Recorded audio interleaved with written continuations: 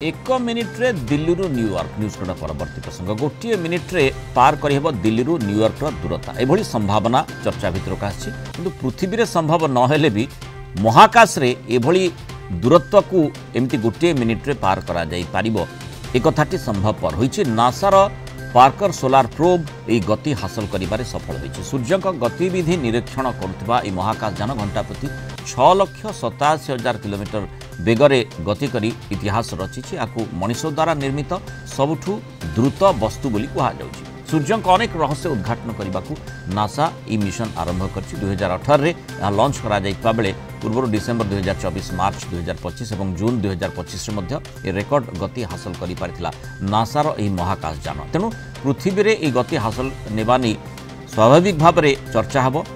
संभावना कथा मध्य देखा जिवो। दिल्ली रु न्यूयॉर्क विमान जोगे 15 रु 17 घंटा लगुता बेले ई महाकाशयान रे जो बेगटी रही गोटे मात्र मिनिट समय भितर आम से दूरत्व अतिक्रम करिपारिबा। किंतु पृथ्वी आउ महाकाश परिवेश प्रभेद निश्चय रही। आम आलोचना करबा महाकाश विज्ञानी डॉक्टर शुभेन्दु पट्टनायक जोड़ी। डॉक्टर पट्टनायक स्वागत करबा आलोचना को। ये निश्चय गोटे गुरुत्वपूर्ण उपलब्धि जो बेगरे महाकाश जानटी अग्रसर होता एवं स्वाभाविक भाव में ये गोटे गुरुत्वपूर्ण उपलब्धि मध्य जे एई बेगरे आमे जदि पृथ्वी पृष्ठ रे गोटे जान को नहीं पारिबा ताहले जहाँ आमे आकलन करूछे जे दिल्ली रु न्यूयॉर्क मात्र गोटे मिनिट समय लागिबो। वास्तविकता दृष्टिकोण किभଳି देखंती? और अंत में मैं ये बल लेकर कहना चाहूंगा, स्पेस प्रोब टे जाइछि जोटा सोलर पार्कर मिशन बोली आमे कहूचे से सूर्य चारिपटे बुलुची आ सूर्यर धीरे धीरे निकटतर होची। से पाखापाखि गोटे वर्ष रे थरे सूर्य को परिक्रमा कर दउची आ जेते तार पाख को जाउची तार बेग मध्य बढ़ी बढ़ी जाउची। कारण आमे जदि बेगटी न बढ़ाइबा तार से सूर्य देहरे जाई धक्का हे जिवो। तेणु वर्तमान जो सेप्टेम्बर 18 तारिख रे सर्वाधिक बेग से पाई सारी जोटा आपण कहते 6,87,000 किलोमीटर घंटा प्रति। तेणु से हिसाब से जब आम करवा आमर न्यू दिल्ली रु न्यूयॉर्क गोटे मिनिट भितर कम समय भितर पहुंची जावा।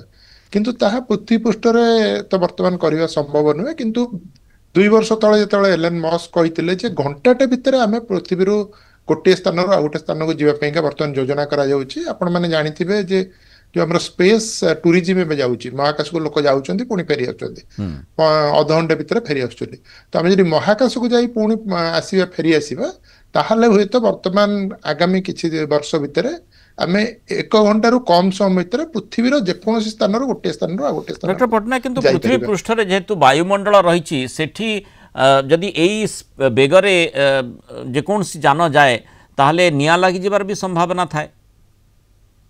निश्चित भाव में आम एत स्पीड रे केबे भी पृथ्वीर वायुमंडल भितर जाई परिबा नै। किंतु आम वायुमंडल बाहर को चली जाई परिबा। वायुमंडलटा मात्र 70-80 किलोमीटर बा 100 किलोमीटर बेल पर नाही वायुमंडल बोली आम कहबा। तो आम सही वायुमंडल पास क्रॉस करी महाकाश रे जाई पुणी आउथरे वायुमंडल भितर प्रवेश करबा। तो सेटा संभव।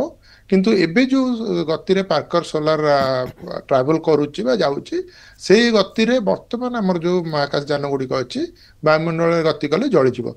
हुए तो एभଳି किछि मटेरियल पर डेवलप होई पारे जे कि हमको उत्तापरू रक्षा करि परिबो ताहाले सेतबेले संभव। किंतु वर्तमान क्षण से बेगरे आम वायुमंडल भितर जावा संभावना ना। किंतु वर्तमान पॉसिबिलिटी आसिलानी जोटा कि 2-3 वर्ष वाला काम मध्य चली जे आम 1 घंटा रु कम समय भितर पृथ्वी कौन एक स्थान को महाकाश माध्यम रे जाई परिबे।